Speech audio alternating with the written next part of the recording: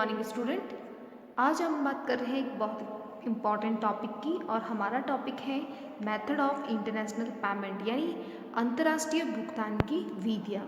यानी कि जब आप इंपोर्ट करते हो अपने देश में किसी वस्तु को मंगवाते हो किसी दूसरे देश से यानी अदर कंट्री से आप अगर इंपोर्ट करते हैं तो आपको इंटरनेशनल पेमेंट यानी कि अंतर्राष्ट्रीय व्यापार में भुगतान करना होगा।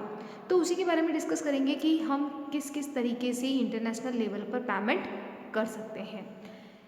मेथड ऑफ इंटरनेशनल पेमेंट को हमने 3 पार्ट में डिवाइड किया है। फर्स्ट है एक्सपोर्ट पे फॉर इंपोर्ट यानी कि निर्यात द्वारा आयात का भुगतान। दूसरा है payment by transfer of value यानी कि मूल्य हस्तांतरण द्वारा भुगतान। तो सेकंड मेथड कौन सा हो गया? पेमेंट ट्रांसफर ऑफ वैल्यू यानी मूल्य हस्तांतरण द्वारा भुगतान।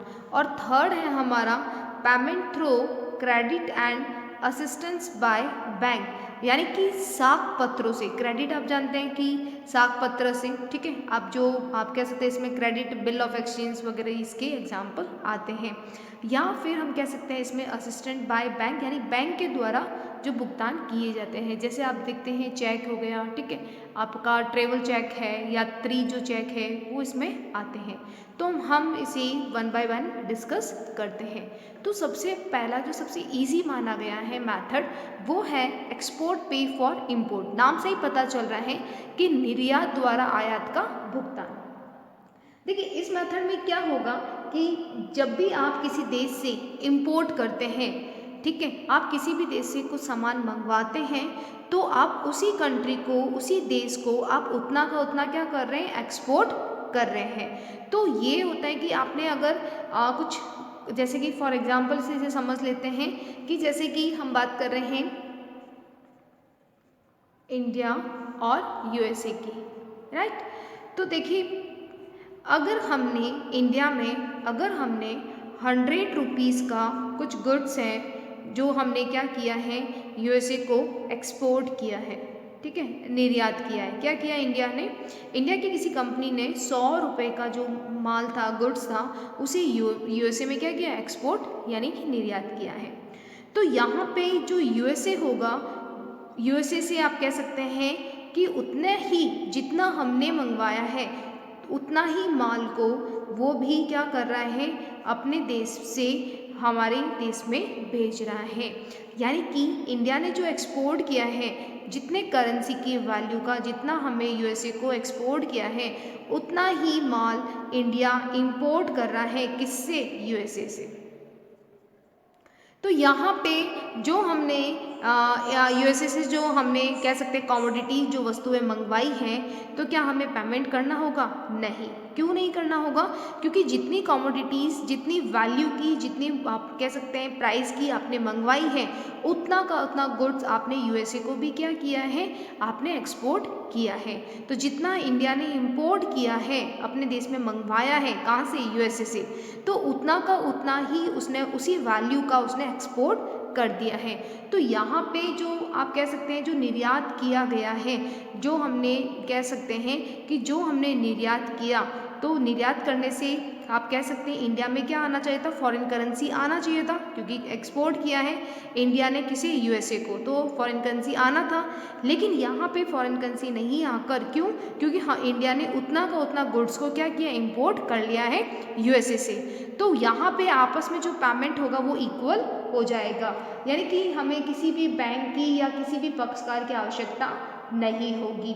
इस विधि में हम कह सकते हैं, इस मेथड में क्या हो रहा है कि जो एक्सपोर्ट है वही इंपोर्ट का पेमेंट कर रहे हैं। जो हमने एक्सपोर्ट किया है, हमारी फॉरेन करेंसी आने वाली थी, लेकिन हमने वो करेंसी नहीं मंगवा के, हमने वो पेमेंट नहीं लेके, हमने उतने ही गुड्स का क्या किया है? इंपोर्ट कर लिया है, राइट। तो इसमें हम कह सकते हैं कि हमें किसी भी बैंक की आवश्यकता नहीं होगी, किसी मीडिएटर की आवश्यकता नहीं होगी, क्योंकि हमारा पेमेंट जो है वो एक्सपोर्ट के द्वारा किया जा रहा है, ठीक है। तो इसमें हम कह सकते हैं कि इस मेथड्स में भुगतान जो है वो 2 से अधिक पक्षकार के माध्यम से भी हो सकता है।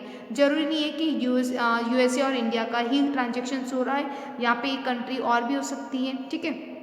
तो यहाँ पे जो कोई भी जितनी भी कंट्री होगी, 2 कंट्री से ज़्यादा भी हो सकती है, तो वो आपस में क्या कर रहे हैं, उतना ही माल मंगवा रहे हैं जितना माल वो भेज रहे हैं, यानी उतना ही इंपोर्ट कर रहे हैं जितना वो एक्सपोर्ट कर पा रहे हैं। तो एक्सपोर्ट के द्वारा ही हम क्या कर रहे हैं, इंपोर्ट का पेमेंट कर रहे हैं। तो यहाँ पे किसी बैंक या मीडिएटर की आवश्यकता नहीं होगी। ये अंतर्राष्ट्रीय भुगतान का सबसे सरल मेथड बताया गया है, राइट। तो इसमें आपको एग्जाम्पल देके आप इसको एक्सप्लेन कर सकते हैं इस मेथड को, राइट। तो आपको बिल्कुल एक सिंपल सा क्लियर हो गया, क्योंकि इसका नाम से ही क्लियर है कि हमारा जो एक्सपोर्ट पे है वो किसको पे हो रहा है, इंपोर्ट को, कि आप निर्यात के द्वारा इंपोर्ट को क्या कर रहे हो, पेमेंट कर रहे हो, राइट। अब बात करते हैं सेकंड मेथड की, जिसमें था payment by transfer of value, मूल्य हस्तांतरण द्वारा भुगतान। अब यहाँ पे आप क्या कर रहे हो, कुछ ना कुछ पेमेंट कर रहे हो किसी न किसी चीज़ का, तो उसको हमने इसमें डिफाइन करेंगे। तो देखिए सबसे पहला है ट्रांसफ़र ऑफ करेंसी, नकदी भेजना। क्या हो रहा है, ट्रांसफ़र ऑफ करेंसी। तो सबसे पहला अगर हम इसमें माने, जैसे सपोज दैट, इसमें हम बहुत सारे एग्जाम्पल भी ले सकते हैं, जैसे कि ट्रांसफ़र ऑफ करेंसी में देखिए क्या क्या एग्जाम्पल हो सकता है। पहले पॉइंट में जो नकदी भेजना है उसमें हम कह सकते हैं, जैसे कि जो क्रेडिटर्स होते हैं, राइट, यानी कि जो लेनदार हैं जिनसे हमें पेमेंट करना है। तो देखिए ये तरीका हम कह सकते हैं लेनदार के देश की मुद्रा में, यानी कि जो क्रेडिटर होते हैं उनकी करेंसी में हम पेमेंट कर रहे हैं। सपोज दैट कि हम बात कर रहे हैं इंडिया का एग्जाम्पल ले रहे हैं। इंडिया ने क्या किया कि इंग्लैंड से क्या किया, कुछ इंपोर्ट किया, ठीक है। यहाँ पे इंडिया में क्या हो रहा है, इंपोर्ट हो रहा है, आ रहा है माल, ठीक है। कहाँ से आ रहा है, इंग्लैंड से आ रहा है, राइट। अब इंग्लैंड से जो माल आ रहा है इंडिया में, तो इंडिया को अब क्या करना होगा, इंग्लैंड के पौंड में क्या होगा, पेमेंट करना होगा, ठीक है। तो इंडिया को अब ये पेमेंट किस में करना होगा, पौंड में। क्यों, क्योंकि इंग्लैंड की करेंसी क्या है, पौंड, ठीक है। तो इसमें पेमेंट करना होगा। अब इंडिया में हम कह सकते हैं, भारत में जो भी कंपनी है जो इंपोर्ट कर रही है, इंग्लैंड से जो सामान मंगवा रही है, वो कंपनी या हम कह सकते हैं वो इंडस्ट्री क्या करेगी, अपने एक बैंक के पास में जाएगी। किसके पास जा रहा है, बैंक के पास में। तो जितना उसने इंपोर्ट किया है, यानी जितनी वैल्यू का उसने इंपोर्ट किया है, उतनी करेंसी का भारत की जो रुपए होते हैं, जैसे कि सपोज दैट इंडिया ने 1 लाख का, कितना, 1 लाख का इंपोर्ट किया है, तो ये 1 लाख क्या करेगा कि इस बैंक में जमा करा देंगे। इंडिया की वो कंपनी क्या करेगी, भारत के रुपए में 1 लाख यहाँ पे जमा करा देगी बैंक में, ठीक है। और बैंक से वो क्या करेगी, इंग्लैंड के जो पौंड होते हैं, यानी कि जो करेंसी है इंग्लैंड की, उसको क्या करेगी, इस 1 लाख के बदले में ले लेगी, राइट। तो यहाँ पे बैंक के पास में रुपए जमा करा दिए हैं, किसने, इंडिया की उस कंपनी ने जिसने इंपोर्ट किया था। अब मंगवाने के बाद बैंक क्या करेगी, उस बैंक 1 लाख के बदले में वो क्या करेगी, उस फॉरेन करेंसी को इंग्लैंड की, क्योंकि यहाँ पे हम इंग्लैंड का एग्जाम्पल ले रहे हैं, तो पौंड को क्या करेगी, उस इंडिया की उस कंपनी को दे देगी। अब ये जो इंडिया की जो कंपनी है वो क्या करेगी, आप कह सकते हैं कि डाक के द्वारा, ठीक है, या हम कह सकते हैं कि डाक से आप कह सकते हैं इंश्योरेंस करवा कर उस एक्सपोर्टर को सेंड कर देगी या उस एक्सपोर्टर को भेज देगी। तो यहाँ पे निर्यातकर्ता को, उसके जो निर्यातकर्ता कौन था, जो इंग्लैंड था, उसको अपनी ही करेंसी में क्या हुआ, पेमेंट मिल गया, यानी कि उसको किस में मिला, पौंड में पेमेंट मिल गया। तो इस मेथड को हम क्या कहते हैं, क्रेडिटर के देश की मुद्रा, यानी कि जो क्रेडिटर था उसकी करेंसी में जो पेमेंट हो रहा है। तो क्रेडिटर जो करेंसी है उसमें पेमेंट किया जा रहा है, राइट। तो हम जो ट्रांसफ़र हो रहा है पैसे का, एक मेथड तो हम ये कर सकते हैं कि इंग्लैंड की करेंसी में पेमेंट कर रहे हैं। दूसरा ये होता है, एक तो आपने क्रेडिटर से पेमेंट किया, दूसरा इसमें एक मेथड और आ सकता है, जो हमारा ट्रांसफ़र ऑफ करेंसी, नकदी भेजना है, उसमें एक तो हम मेथड ये बता सकते हैं क्रेडिटर का पेमेंट, ठीक है। दूसरा हम बता सकते हैं डेटर्स की करेंसी में पेमेंट। तो डेटर्स की करेंसी में पेमेंट, ध्यान रखिएगा, क्रेडिटर यहाँ पे जो डिनोट होगा वो किससे हो रहा है, एक्सपोर्टर को कह रहे हैं हम क्रेडिटर, ठीक है, क्योंकि उसको पेमेंट करना है। और यहाँ पे डेटर जो होगा वो होगा इंपोर्टर, ठीक है। तो यहाँ पे क्या कर रहे हैं, हम जो पेमेंट कर रहे हैं, यहाँ पे भी हम एक एग्जाम्पल से इसको समझते हैं। देखिए, जैसे बात करते हैं इंडिया का, और दूसरा हम एग्जाम्पल ले रहे हैं यहाँ पे यूएसए का, ठीक है। अब सपोज दैट अब यूएसए है वहाँ से हमने क्या किया, कुछ कमोडिटीज़ को कुछ इंपोर्ट किया इंडिया ने। किससे किया? यूएसए से। ठीक है, अब इंडिया को पेमेंट करना होगा, ये पेमेंट करना होगा उसे, इंडिया को पेमेंट करना है किसे? यूएसए को, क्योंकि यूएसए से कुछ कमोडिटीज़ को मंगवाया है, इंपोर्ट किया है इंडिया ने, अब उसे कुछ पेमेंट करना है यूएसए को। लेकिन यूएसए जो है वो ये कह दें कि मुझे इंडिया की करेंसी में पेमेंट एक्सेप्टेबल है, यानी कि यहाँ पे डेटर्स कौन है, किसे देना है? इंडिया को। ठीक है, तो डेटर्स की करेंसी में मुझे एक्सेप्टेबल है, कौन कह रहा है? यूएसए की वो कंपनी। ठीक है, तो यूएसए की कंपनी अगर ये कह देती है कि मैं इंडिया की करेंसी में पेमेंट लेने के लिए कह सकते हो रेडी हूँ, तो यहाँ पे जो पेमेंट किया जाएगा यूएसए को वो इंडिया की करेंसी में, यानी कि भारत के रुपए में इसको पेमेंट किया जाएगा।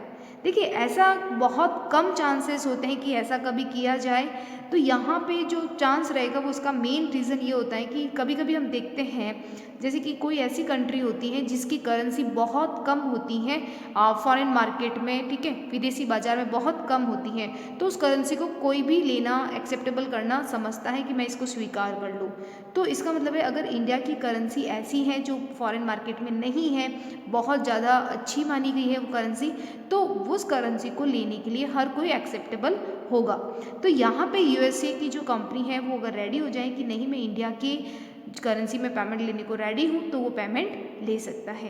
लेकिन यहाँ पे इस पॉइंट में हमने क्या किया था कि हमने इंग्लैंड की करेंसी में ही पेमेंट किया था, और यहाँ पे हम इंडिया की करेंसी में पेमेंट कर रहे हैं, इसीलिए इस मेथड को कहते हैं डेटर करेंसी पेमेंट, और यहाँ पे क्रेडिटर करेंसी पेमेंट। ठीक है, तो ये तो होगा लेनदार की मुद्रा में, और ये होगा देनदार यानी डेटर्स की करेंसी में पेमेंट, यानी देनदार की मुद्रा में पेमेंट कर रहे हैं, जो देनदार होगा कि देश की मुद्रा में हम पेमेंट कर रहे हैं। तो हम कह सकते हैं इंपोर्टर जो होता है, देनदार, यहाँ पे देनदार किसे कहते हैं? डेटर्स किसे कहेंगे? इंपोर्टर को। और यहाँ पे क्रेडिटर्स किसको कहेंगे? एक्सपोर्टर को।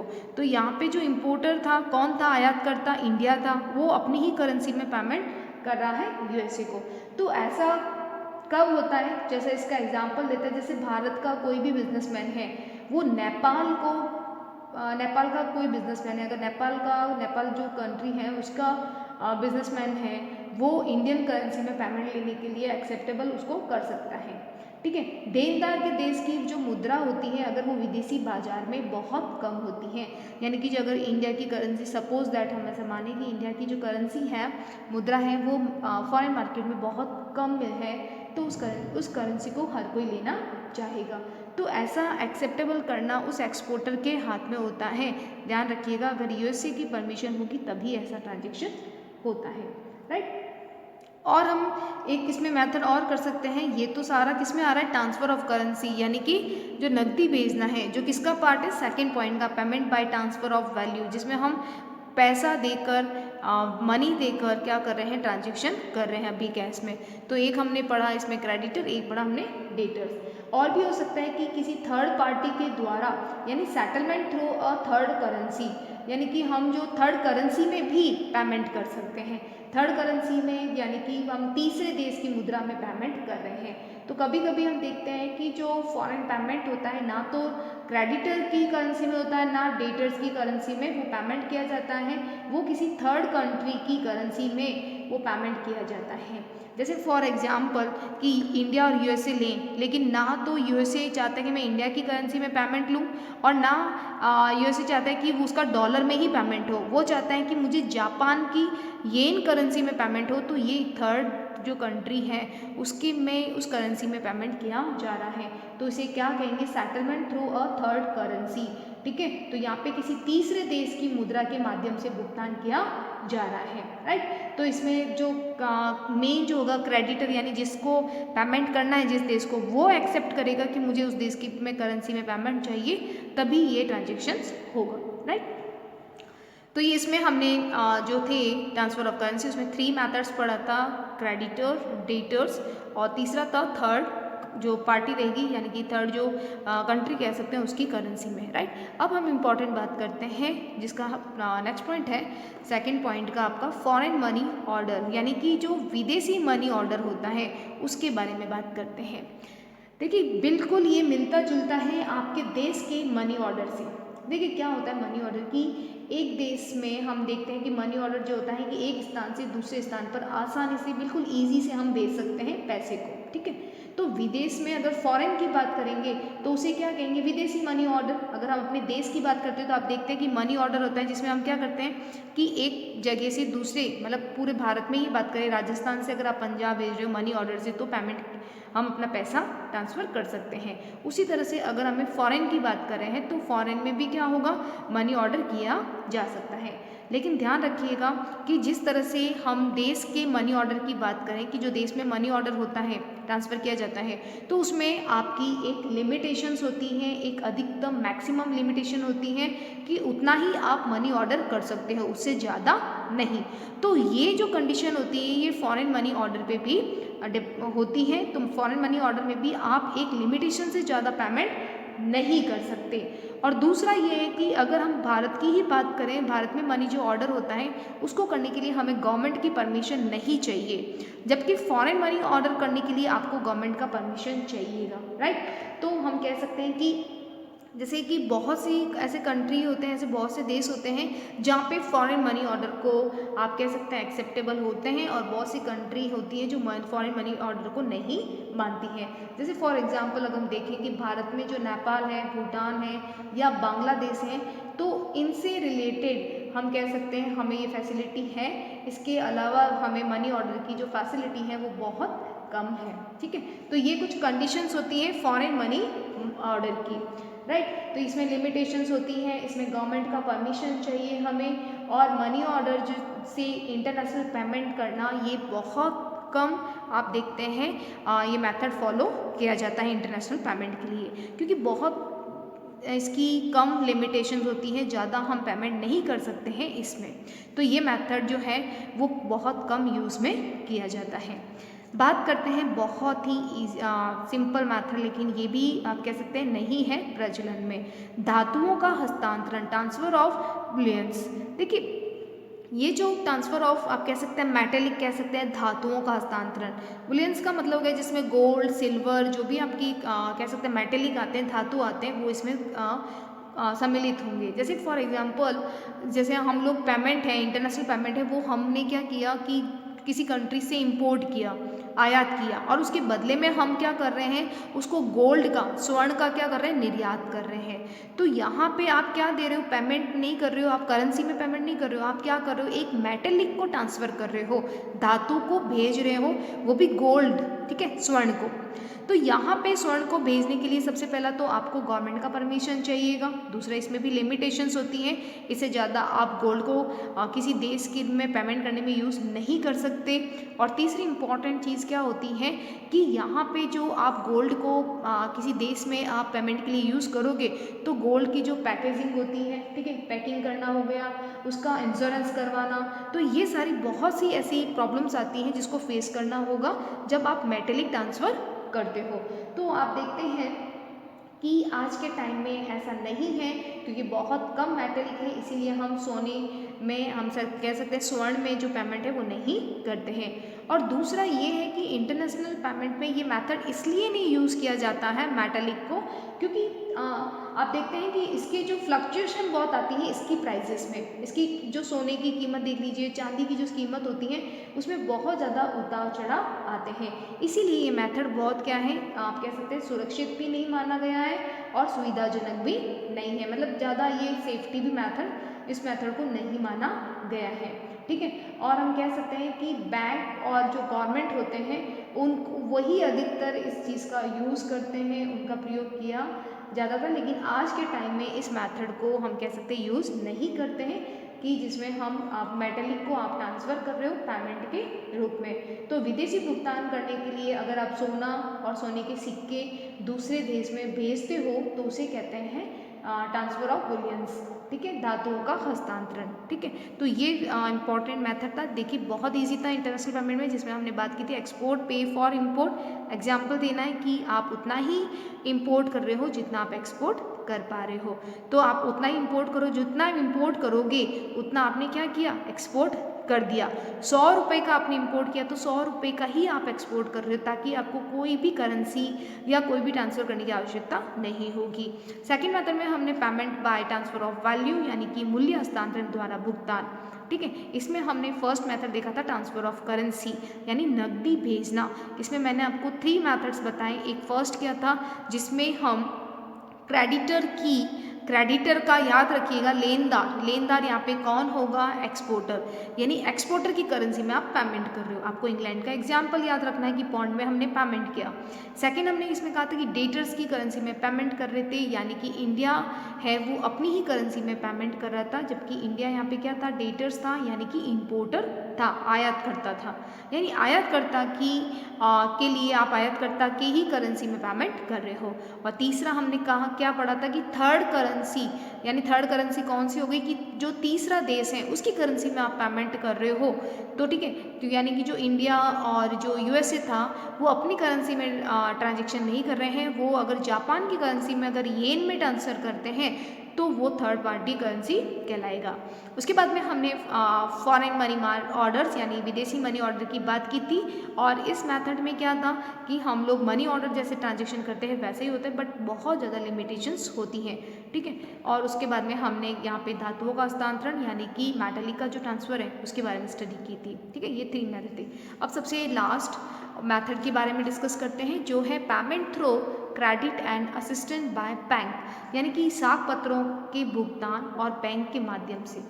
देखिए इसमें सबसे पहला है चेक। आप सभी जानते हैं कि जो फॉरेन पेमेंट होता है उसमें चेक का जो तरीका है वो सबसे इजी तरीका माना गया है।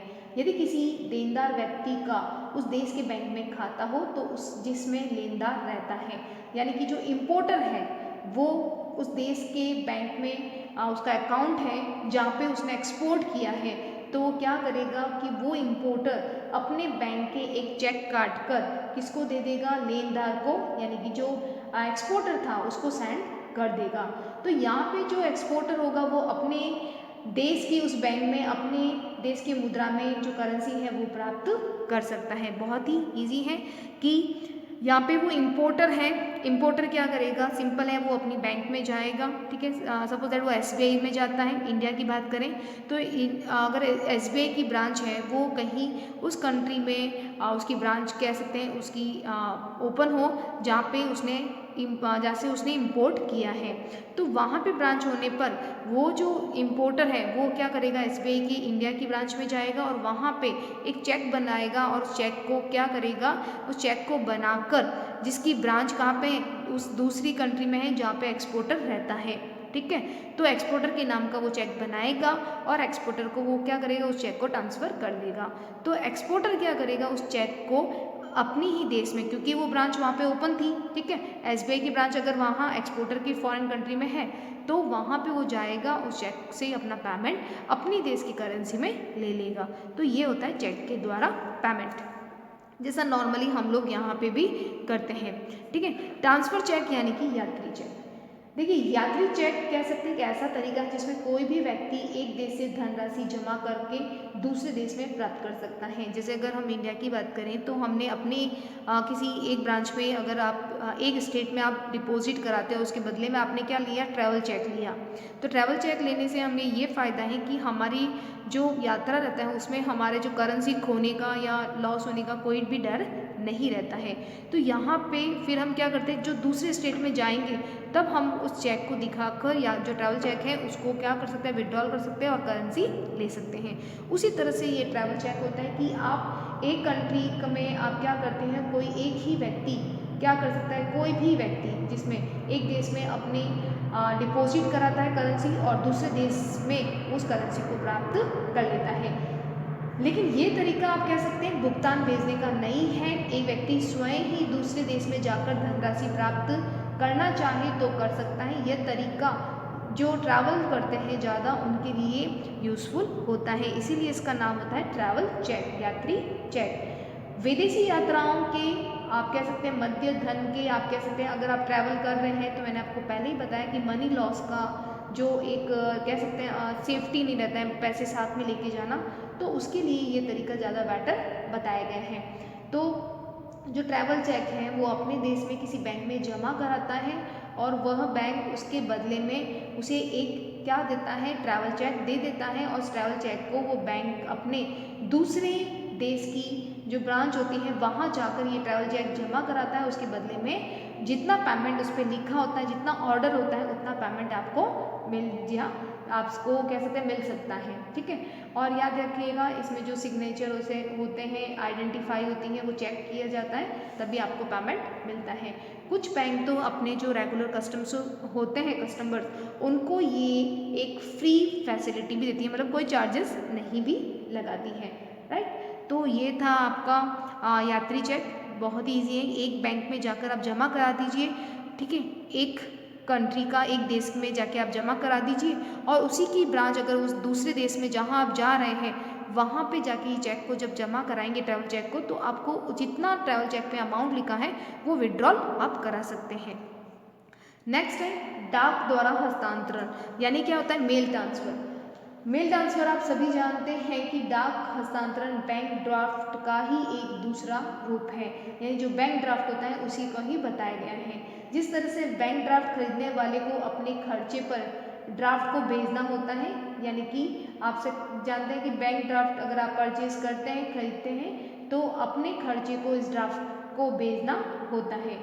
देखिए इसमें क्या होता है कि जो आप कह सकते हैं मेल ट्रांसफ़र क्या होगा कि भुगतानकर्ता के खाते में भुगतान प्राप्त करने वाले व्यक्ति के खाते में हस्तांतरित कर देता है, यानी कि एक अकाउंट से ये हट के दूसरे अकाउंट में सबमिट हो जाता है जिसका ऑर्डर देता है।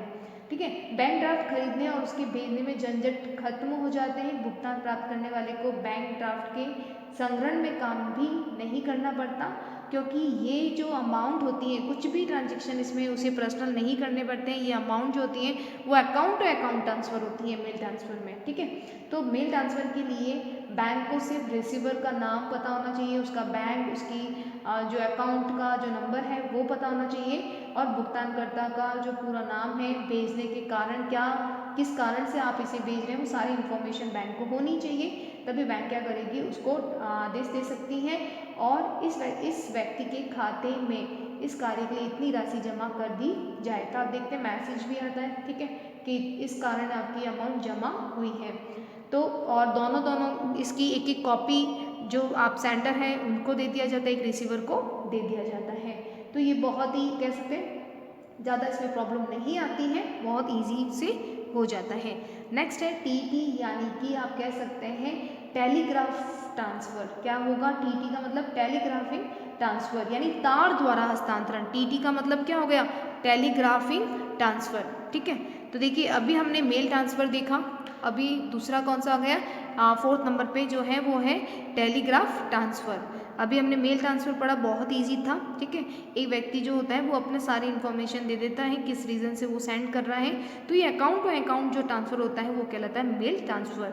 और यहाँ पे टेलीग्राफ ट्रांसफ़र का मतलब क्या हो गया कि डाक हस्तांतरण, यानी जो मेल ट्रांसफ़र में बैंक के एक पत्र डाक में खोने का खतरा रहता है। इसी के अलावा कभी कभी जो कस्टमर्स होते हैं वो बहुत जल्दी ट्रांसफ़र कराना चाहते हैं अपना, तो वो क्या करते हैं कि टेलीग्राफ ट्रांसफ़र के द्वारा इसका सपोर्ट लेते हैं। जल्दी अगर आप इमीडिएटली कुछ ट्रांसफ़र करवाना चाहते हैं, बैंक क्या करती है इसमें कि बैंक जो होती है वो तार द्वारा अपनी शाखा को सूचना भेजती है, एक टेलीग्राफ भेजती है जिसमें एक कह सकते हैं सर्टन अमाउंट लिखी होती है, उस व्यक्ति का अकाउंट नंबर होता है जिसमें ट्रांसफ़र करनी होती है। तो बैंक इस आप कह सकते हैं टेलीग्राफ के बेस पर उस व्यक्ति के खाते में अमाउंट जमा कर देता है। तो ये थोड़ा आप कह सकते हैं इमीडिएटली जो कह सकते हैं तत्काल अगर आपको करना होता है तो हम टेलीग्राफ ट्रांसफ़र का सपोर्ट लेते हैं। और मेल ट्रांसफ़र क्या होता है, थोड़ा धीरे प्रोसेस से करता है। अगर आपको जल्दी करवाना है तो आप किसका सपोर्ट लेंगे, टेलीग्राफ ट्रांसफ़र का। ठीक है, तो इसमें जल्दी से ही ट्रांसफ़र कर दिया जाता है अमाउंट। ठीक है, बिल ऑफ एक्सचेंज आप जानते हैं बहुत ही एक बिल ऑफ एक्सचेंज विनिमय विपत्रक जिसे कहते हैं। बिल ऑफ एक्सचेंज में क्या होता है कि जब कोई चीज़ होती है, कोई वस्तु होती है, जब आप परचेज करते हैं और आपके पास पैसा नहीं है तो आप सेलर से जिससे आपने परचेज किया है, तो परचेज़र ये रिक्वेस्ट कर सकता है, एक क्रेता ये आप कह सकते हैं कि एक निवेदन कर सकता है विक्रेता से कि आप मेरे नाम पे क्या लिखें, एक बिल बना दीजिए कि मैं उस डेट को पेमेंट कर दूंगा।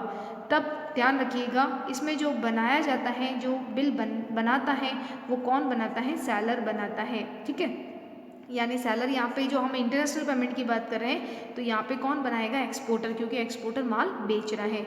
और किसकी रिक्वेस्ट पे, इंपोर्टर की, यानी आयातकर्ता, या जिसे हम कह सकते हैं नॉर्मल लैंग्वेज में परचेजर, क्या कह सकते हैं उसे, परचेजर। ठीक है, तो परचेजर की रिक्वेस्ट पे सेलर ऐसा बिल बनाता है। सेलर ये बिल बना के अमाउंट और सारा डेट लिख देता है, किस डेट पे पेमेंट होगा। ध्यान रखिएगा, ये तो अभी तक नॉर्मल बिल है जब सेलर बनाता है। ये बिल ऑफ एक्सचेंज कब बनता है, बिल ऑफ एक्सचेंज जब बनेगा जब परचेजर यानी जो इंपोर्टर होता है आयातकर्ता, जब उसे एक्सेप्ट कर ले, स्वीकार कर ले, तब वो बनता है बिल ऑफ एक्सचेंज। राइट, तो bill of exchange importer time date आने पर उस पेमेंट को कर देता है एक्सपोर्टर को। ध्यान रखिएगा, बात कर रहे हैं इंटरनेशनल पेमेंट की, इसीलिए यहाँ पे जो इंपोर्टर होता है वो बिल को एक्सेप्ट बहुत कम करता है। यहाँ पे बीच में एक एक्सेप्टिंग हाउस होता है, स्वीकृत ग्रह, वो परमिशन देता है कि ये इंपोर्टर आपको टाइम पे पेमेंट कर देगा। तो यहाँ पे जो बिल एक्सेप्ट होता है, स्वीकार किया जाता है, वो किसके द्वारा किया जाता है, स्वीकृत ग्रह, एक्सेप्टिंग हाउस। ठीक है, उसके द्वारा स्वीकार किया जाता है। क्योंकि देखिए, ये जो एक्सपोर्टर होता है वो इंपोर्टर को नहीं जानता है। ठीक है, तो वो माल को जब भी भेजेगा या सेंड करेगा, तो गुड्स को जब भी रवाना करेगा, तो वो इंपोर्टर की गुडविल से नहीं जानता। तो इसीलिए क्या करता है कि जो एक्सपोर्टर होता है वो अपना पेमेंट की श्योरिटी चाहता है, इसीलिए वो अपना बिल किससे स्वीकार करवाता है, एक्सेप्टिंग हाउस। ध्यान रखिएगा, एक्सेप्टिंग हाउस, स्वीकृत ग्रह सिर्फ इंटरनेशनल जब ट्रांजेक्शन्स होते हैं उसी में ही इंपॉर्टेंट रोल निभाता है। तो मोस्टली ये जो एक्सेप्टिंग हाउस है वो भारत में एक पर्टिकुलर ऑर्गेनाइजेशन नहीं है, एक संगठन नहीं है। भारत में आप जानते हैं कि आरबीआई है, आरबीआई ने कुछ बैंकों को ये परमिशन दी है कि वो एक्सेप्टिंग हाउस का वर्क कर सकते हैं। ये जो एक्सेप्टिंग हाउस है, ये कंसेप्ट है जो डेवलप कंट्री होते हैं, विकसित देश, उनका कंसेप्ट है कि वहाँ पे एक बिल्कुल एक स्ट्रक्चर बनाया जाता है, एक ऑर्गेनाइजेशन बनाया जाता है अलग से एक्सेप्टिंग हाउस नाम से, जो उसे बिल को एक्सेप्ट करता है। राइट, तो ये कुछ इंपॉर्टेंट मेथड थे जो आज हमने डिस्कस किए थे। किसके थे मेथड्स, इंटरनेशनल पेमेंट करने के लिए आप मेथड यूज़ कर सकते हैं। ओके, तो ये हमारे कुछ इंपॉर्टेंट मेथड थे जिससे हमने 3 पार्ट्स में डिवाइड किया था।